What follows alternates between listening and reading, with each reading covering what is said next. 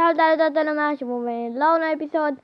Asta e un episod mai trist pentru că, după cum vedeți și în titlu, da, mă las de Brawl. Azi nu o să mai apară niciun episod, chiar îmi pare rău. Nu știu, am o prezentire că m-am plictisit foarte mult. Scrieți în comentarii dacă ați plictisit și voi, eu m-am plictisit. O să începem alte jocuri pe canal, nu o să închid canalul, să începem alte jocuri. Pentru că m-am plictisit de Brawl Stars, cei care o să vadă anul.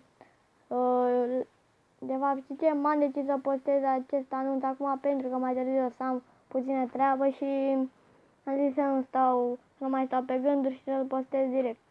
Da, și după cum vedeți, acum o să ștergem Brawl Stars, nu o să mai avem. Deci hai să ștergem. 3, 2, 1 și am dat de instalare. După cum vedeți, am dat de instalare.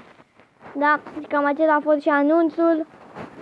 Dacă nu știați, eu nu o să mă joc Brawl Stars, nu o să mă joc chiar niciodată, pentru că chiar m-a plictisit, e foarte nașpa.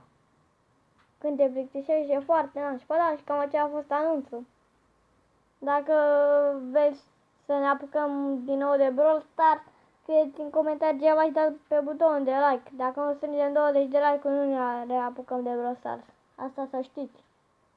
Să știți, să nu mai spuneți ceva, ok? Dacă vreți ne apucăm de Brawl Stars. Și dacă scrieți în comentarii ok, dacă vreți să postăm alte jocuri pe canal și nu mai vreți să mai postăm Brawl Stars, ok? Ca să știți. Ok, da. Și cam aceea a fost anunțul. Eu v-am lăsat.